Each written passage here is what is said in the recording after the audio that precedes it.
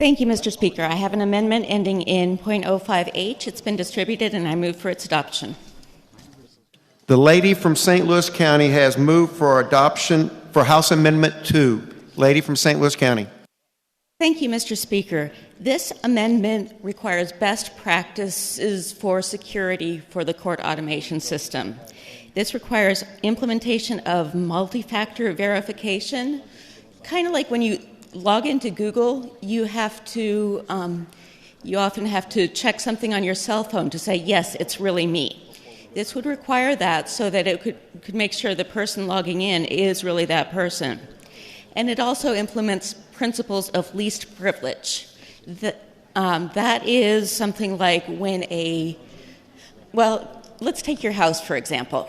In your house, you would not leave your house unlocked and lock your bedroom door if you don't want someone coming in. You know, if there's people you don't want in, you lock your front door and then the whole house is locked. But you might give keys to the guest. That is what the principles of least privilege are. There are some serious concerns that have been raised to me about the security of the court system. I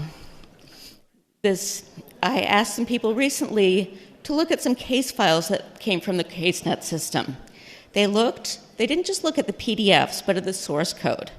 Their questions included, why is Kermit D. Frog's signature hidden as a JPEG in the document? Why is there Mandarin in the state-developed code? Why was the judge's signature inserted into the PDF as a JPEG image rather than being incorporated into the document?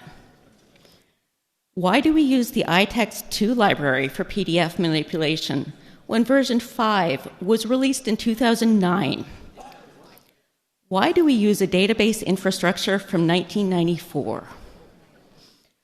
A computer forensics expert told me that the way the system is currently implemented, he would not trust the authenticity of any document found in the court automation system. I've been told by a programmer who has been required to utilize banking and credit card security for the last 15 years in his job that the way the system is written, we take every best practice developed over the last 20 years and do the opposite. We need to require the courts to have secure technology for its CaseNet program, and right now they don't. This amendment just requires some security in the CaseNet system. And with that, I will take any questions. Discussion on House Amendment 2. Gentleman from Cole, for what purpose do you rise? To speak on the amendment. Proceed, gentlemen. I have not seen this amendment before today. It's not been a bill that's been vetted. And if there are problems with CaseNet and some of the technical matters, that is an area that needs to be addressed by professionals. Anyone who has a problem with how they're doing stuff, certainly the Supreme Court and the CaseNet automation system will gladly listen to them and work with them. But I think it's way beyond our skill here to modify the whole CaseNet system for serving several billion people a year and hits. It is not the place to do it. Further discussion on House Amendment 2. Gentleman from Clay, for what purpose do you rise? Thank you, Mr. Speaker. To speak on the amendment. Proceed, gentlemen. Mr. Speaker, the lady from St. Louis County has, I think, expressed some really valid concerns in relation to the architecture and security around these systems. And while we maybe can't fix everything through legislative action, I think requiring multi-factor authentication is a very good place to start. It is a increasingly common bedrock security practice, and especially when we're dealing with these kinds of records, I think it's important that we're forward-looking in security. It seems like there are a lot of other problems that need addressed, but I think that starting here is really important to protecting this data and the process in general. So I would encourage the body to please support this amendment as well as to consider other similar steps in the future. Further discussion on House Amendment 2. Seeing none, lady from St. Louis County, you're recognized to close. Thank you, Mr. Speaker. We have developed our own court automation system in Missouri. We are very proud of that system. We have been working on it for years. I think, along with Dubai, we were one of the first states to implement court automation. But there are off-the-shelf models available for electronic document filing and for court automation.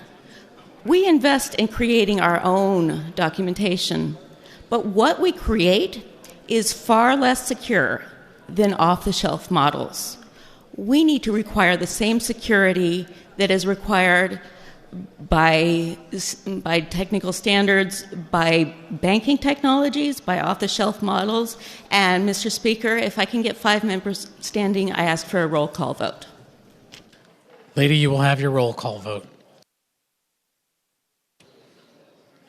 The lady from St. Louis County has renewed her motion for the adoption of House Amendment 2. A roll call has been requested.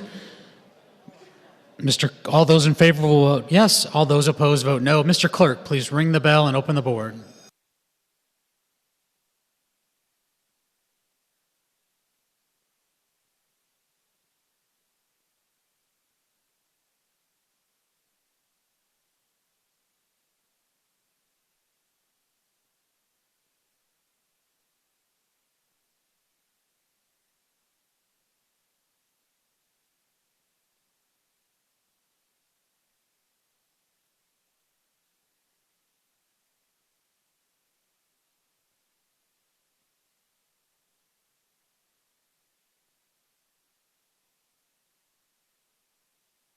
Gentleman from McDonald, if you're in the chamber, you're required to vote.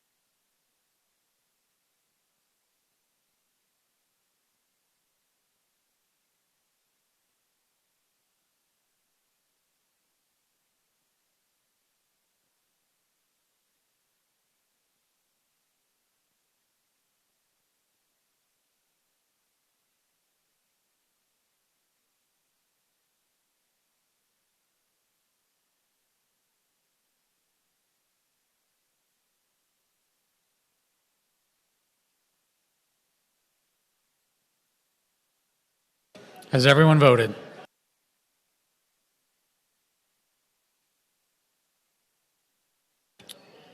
Mr. Clerk, please close the board and tally the vote. By your vote of 44 yea, 92 nay, you have failed to adopt House Amendment 2.